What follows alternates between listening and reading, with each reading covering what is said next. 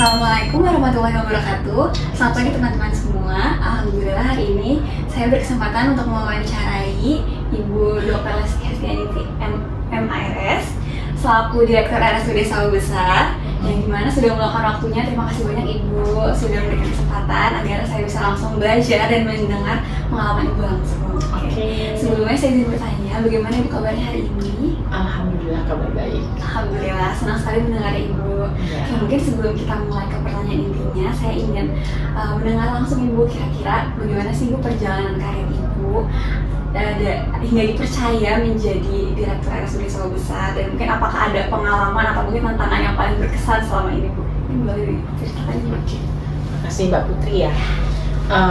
Saya menjadi Direktur RSUD Sawah Besar tepatnya di tahun ini sudah menginjak 3 tahun 6 bulan.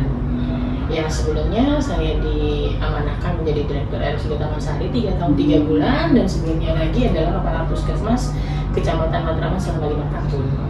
Ya, jadi perjalanannya untuk kesehatan ini sudah kemana-mana. Jadi kita perlu tahu yang di puskesmas perannya apa, di rumah sakit perannya apa, itu menjadi pengalaman yang berharga buat saya. Dan kalau dipercaya mungkin kan memang kalau di Pemprov DKI sendiri itu ada jenjang CAT ya, kita dites dulu, di assessment untuk menjadi seorang pimpinan, sehingga nanti dipetakan oleh BKD cocoknya kemana. Ya. Pengalaman yang paling berharga, apalagi mungkin kita ngomongnya sudah di Sawah Besar ya, selama 3 tahun 6 bulan ini yang saya dapatkan. Pertama kali saya masuk ke sini, tantangannya adalah merubah image RSUD Sawah Besar yang sebelumnya dia rumah sakit full COVID. Ya, jadi pada saat saya masuk bulan Juni tahun 2022 itu baru memulai masa endemi. Artinya dari image rumah sakit Sawah Besar adalah rumah sakit infeksi full COVID, kembali lagi ke rumah sakit umum daerah yang melayani COVID maupun non COVID, dan itu tantangannya tidak mudah karena masyarakat image masih kalau ke rumah sakit besar itu rumah sakit infeksi gitu ya. Pasien kita juga menurun tajam pada saat saya masuk. Jadi untuk mengembalikan kepercayaan masyarakat bahwa rumah sakit ini sudah menjadi rumah sakit yang bisa melayani semua penyakit, itu butuh effort dan tentunya kerjasama dari seluruh tim RSUD. Ya, dan alhamdulillah dari tahun ke tahun kita bisa meningkatkan kepercayaan masyarakat kepada kita, dan angka kunjungan kita semakin meningkat. Intinya sih kalau saya menginterpretasikan bahwa kepercayaan masyarakat mulai kita dapat step by step, seperti itu sih. Wah, Masya Allah, keren banget Ibu. Memang saya kan wilayahnya di sini, jadi kalau kalian kayak RSUD kesini gitu kan, suka tuh gimana, jadi memang merasakan langsung gitu ya, dari yang awal emang dikenal dengan COVID gitu sampai di branding menjadi bagus lagi gitu. Apalagi dari semuanya kayak pelayanannya, dari fasilitasnya juga alhamdulillah yang saya lihat juga memang sudah berkembang jauh gitu ya. Terima kasih banyak Ibu, keren banget sih. Itu juga Ibu alhamdulillah punya pengalaman yang cukup luar biasa ya di bidang kesehatan. Oke, mungkin beranjak dari tadi pengalaman dan perjalanannya, pasti Ibu punya dong motivasi terbesar atau motivasi dari diri Ibu yang membuat Ibu lebih bertanggung jawab dalam mengemban amanah ini, dan juga bikin Ibu semangat berkarir gitu di dunia kesehatan. Ya, intinya kalau kita diberikan amanah itu sebenarnya tanggung jawab kita, responsibility kita itu berat. Tidak hanya tanggung jawab sama atasan kita, sama masyarakat. Di dunia ini yang paling terbesar adalah tanggung jawab kepada Allah Subhanahu Wa Taala ya. Jadi kita juga niatkan kerja kita ibadah. Ya, jadi bagaimana caranya saya kalau ditempatkan di suatu tempat memberikan manfaat tidak hanya untuk diri saya sendiri, tapi juga untuk orang-orang di sekitar saya, dan terlebih untuk masyarakat.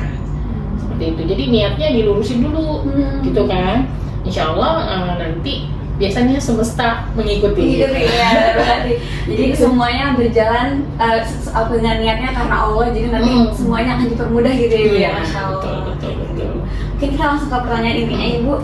Untuk pertanyaan pertama, ini sebenarnya tadi juga udah sempat disinggung sama Ibu mengenai kebutuhan masyarakat terhadap pelayanan kesehatan yang mungkin semakin beragam tentunya karena masyarakatnya dinamis nih Bu ya, pasti ya kan. Nah, mungkin program apa atau mungkin kebijakan apa yang menjadi prioritas RSUD Sawah Besar saat ini dalam meningkatkan mutu layanan sekaligus menjawab kebutuhan masyarakat saat ini Bu? Nah memang kan kalau untuk kita bisa tahu sebenarnya apa sih kebutuhan masyarakat, tentu harus ada media supaya masyarakat bisa memberikan masukan atau input kepada kita. Dan di wilayah Sawah Besar ini kan yang melayani kesehatan tidak hanya rumah sakit, kita punya puskesmas, ada klinik swasta, ada rumah sakit swasta. Tentunya kerjasama kita dengan fasilitas kesehatan lain maupun lintas sektor itu sangat membantu kita untuk mencari tahu kebutuhan masyarakat apa, karena mereka punya data juga. Nah, selain dari jejaring, kita juga nangkep langsung dari masyarakat. Kalau dulu kan masyarakat biasanya ngasih masukan ke kita kalau dia tidak puas, kalau dia merasa kok dia mau dilayani ini nggak ada di kita gitu ya. Tapi itu masukannya berupa kayak protes, kayak kritik. Nah, disitulah yang saya pertajam bagaimana caranya masyarakat bisa memberikan masukan ke kita dengan bentuk saran, kita buat medianya. Ya, makanya di sini ada kita kembangkan hotline Siyuko, di mana bisa diakses sama masyarakat 24 jam dan dijawab oleh admin. Dari situlah kita tahu inputan langsung dari masyarakat butuhnya apa. Dan itu jadi dasar saya mengembangkan layanan ke depannya. Oh, ternyata yang banyak dicari layanan ini.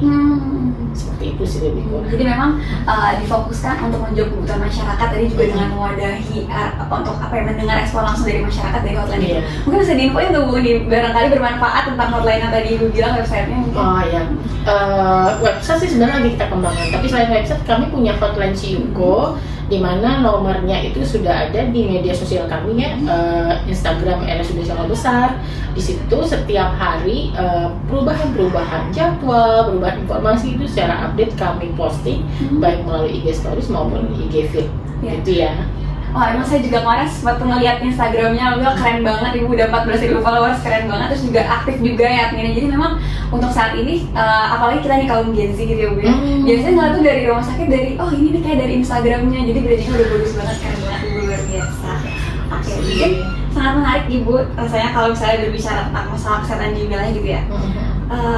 Kira-kira ada nggak sih mungkin penyakit yang menjadi isu kesehatan dengan prevalensi kejadian tertinggi di RSUD Sawah Besar sendiri? Nah, kira-kira isu apa yang paling sering Ibu temui gitu ya? Dan bagaimana, apakah ada program khusus untuk menanganinya Ibu? Ya, sesuai dengan tren demografi masyarakat ya. Di tahun-tahun ini kan eranya baby boomers menjadi lansia ya, dimana pada saat akhir perang dunia II kan baby boomers tuh. Nah, sekarang baby boomers itu sudah menjadi lansia di tahun ini. Kalau saya juga tadi mencocokkan dengan data puskesmas bahwa data lansia di warga Sawah Besar itu lebih banyak dari warga berkota. Dan ternyata berkorelasi positif nih dengan rumah sakit. Pasien yang datang ke kita juga lebih banyak lansia. Dengan berbagai penyakit degeneratif ya, penyakit yang biasa dihidap oleh lansia, diantaranya diabetes mellitus, hipertensi dan sebagainya. Makanya itu masih masuk ke visi kami ya, menjadi rumah sakit yang terpercaya dalam penanganan penyakit kronis yang unggul di kelasnya. Karena memang penyakit kronis ini masih menjadi penyakit paling banyak yang dilayani di kita. Gitu. Berarti memang untuk tantangan utama sendiri karena tadi Ibu dari penyakit kronisnya, dan juga memang mayoritas mempercayakan untuk menjadikan RSUD Sawah Besar sebagai layanan kesehatan tempat mereka gitu. Oke. Mungkin selanjutnya saya ingin bertanya tentang teknis dan administratif Ibu. Tentunya dalam mengelola rumah sakit pasti terdapat tantangan gitu ya Bu. Nah, menurut Ibu apa tantangan terbesar yang paling sering dihadapi gitu Bu, baik dari sisi teknis, administratif, atau mungkin manajerial, ataupun mungkin seperti anggaran atau regulasi itu mungkin ada yang bisa diceritakan Ibu? Silakan. Oke, secara global aja ya. Intinya kan kalau rumah sakit itu adalah organisasi multi kompleks. Di situ ada multi profesi, ya, terus ada multi regulasi gitu ya. Nah, multi profesi ini juga terdiri dari tenaga yang berbeda-beda profesi, di mana mereka punya aturan profesi masing-masing. Nah, di rumah sakit sendiri biasanya kompetensinya nggak sama nih. Ada yang udah bagus banget, ada yang sebenarnya masih kurang. Nah, itu kita tantangannya adalah bagaimana caranya meratakan kompetensi gitu ya, supaya semua unit layanan masyarakat bisa dilayani dengan sebaik-baiknya gitu ya. Jadi untuk meningkatkan kompetensi itu tantangan salah satunya, karena ada yang cepat belajar, ada yang agak lambat. Jadi saya bikin program mana yang butuh hanya di mentoring gitu kan, harus dimentorin, atau mana yang harus di coaching. Kalau di coaching biasanya orangnya udah pinter nih, cuma dia perlu arahan aja. Tapi kalau di mentoring dia yang masih agak lambat, nah itu memang perlu bimbingan, perlu pendampingan. Nah itu dulu, karena Kenapa saya fokusnya ke SDM dulu? SDM adalah aset. Betul. Ya, jadi sebaik bagus-bagusnya sarana prasarana kita, secanggih-canggihnya SDM-nya nggak bisa ngejalanin, nol. Ya, jadi saya utamakan di aset dulu. Nah, itu tantangan SDM. Kalau tantangan administratif, sekarang kan udah eranya digital. Kalau dulu kita semua masih manual. Sekarang kita udah mulai mengembangkan rekam medis elektronik. Namun ya itu, kadang-kadang masih ada yang udah biasa manual, susah tuh. Adaptasinya ya. Susah adaptasi ke RMM. Apalagi misalnya dokter spesialis yang udah senior, ya kan? Nah, itu tantangan tersendiri bagaimana caranya kita mengajak beliau-beliau ini ayo. Karena nanti RME ini mempermudah mereka sebenarnya. Cuma karena kan belum biasa. Jadi itu tantangan secara administratif. Sedangkan kalau secara anggaran dan regulasi, sebenarnya kalau secara anggaran ya Pemprov DKI mungkin tahu sendiri ya, anggaran ada gitu. Hanya memang karena kami ada regulasi-regulasi yang mengikat dalam penggunaan anggaran, harus benar-benar sesuai dengan regulasi. Dan kadang-kadang tidak semudah itu, misalnya menggeser anggaran, itu ada aturan mainnya. Sedangkan kalau rumah sakit kan operasionalnya dinamis. Kadang-kadang kita merencanakan A, atau di tengah jalan, ada kebutuhan B. Nah, itu sih yang harus kita buat prosedurnya sebaik-baiknya. Mungkin itu sih. Ya, tadi berarti memang semua menitikberatkan dulu untuk memperbaiki SDM-nya gitu ya, dan juga menjawab tantangannya mungkin apakah memang butuh untuk di pelatihan lebih atau mungkin bisa langsung di monef gitu ya, untuk evaluasi biar nanti langsung berjalan lebih baik lagi ke depannya gitu ya. Dan juga mungkin tadi menyinggung tentang regulasi Bu, benar banget, tapi ada nggak sih mungkin karena memang regulasi juga salah satu hal yang dinamis ya Bu ya, dan juga memang mungkin dari teknis sananya berusaha untuk memperbaiki dan mengembangkan secara langsung. Kalau dari regulasi sendiri mungkin ada nggak sih Bu impact atau mungkin kayak dari regulasi yang berubah akhirnya mungkin di pelaksanaan dan teknis RS ini ada yang menjadi berubah atau jadi ada tantangan tersendiri tentang regulasi? Ya, contohnya sekarang kalau dengan adanya regulasi transformasi layanan kesehatan dari Kementerian Kesehatan, tentunya pengembangan rumah sakit harus mengikuti juga transformasi tersebut. Ya, jadi itu juga kita harus review lagi Renstra 5 tahun kita sudah sesuai dengan transformasi layanan atau tidak. Nah, ini kita dalam proses mereview Renstra. Walaupun tadi RSUD Sawah Besar kan banyak mengembangkannya untuk penyakit kronis. Nanti kita akan mapping nih penyakit kronis mana yang masuk ke dalam 24 layanan standar dari Kementerian Kesehatan. Itu sih, gitu nih. Keren banget Ibu, berarti memang meskipun perkembangan yang dinamis tapi memang semua harus kembali kepada Renstra gitu, karena biar gimana itu sebagai tujuan atau visi besar dalam apalagi bidang kesehatan, dan emang RSUD juga langsung kontak langsung dengan masyarakat gitu ya Ibu. Kalau misalnya dari tadi kita menyinggung, sepertinya mungkin apakah ada inovasi atau mungkin strategi, tadi kayak udah sama Ibu mention strategi untuk meningkatkan layanan. Tadi kalau dari Ibu mungkin ada nggak sih Bu kayak inovasi atau khusus yang mungkin akan dikembangkan atau mungkin yang sudah berjalan yang akan atau mungkin Ibu bisa sosialisasikan ke masyarakat? Oke. Jadi inovasi ini sangat kita perlukan nih sebenarnya untuk salah satunya membuat pelayanan semakin berkualitas, semakin cepat, dan membuat petugas kita juga semakin nyaman dalam melakukan pekerjaan ya. Yang sudah kemarin sudah besar salah satunya adalah inovasi sinergi. Inovasi sinergi ini adalah inovasi terkait dengan rekapitulasi indikator mutu. Ya, jadi semua unit itu kita punya indikator mutu dan itu bisa dipantau melalui sinergi. Jadi misalnya apa nih yang perlu kita perbaiki di unit kita. Nah, itu kita jadikan indikator di tahun itu. Nanti dipantau nih Mas Sinergi bisa mencapai atau enggak. Kalau tahun depannya masih belum mencapai, itu masih dijadikan indikator.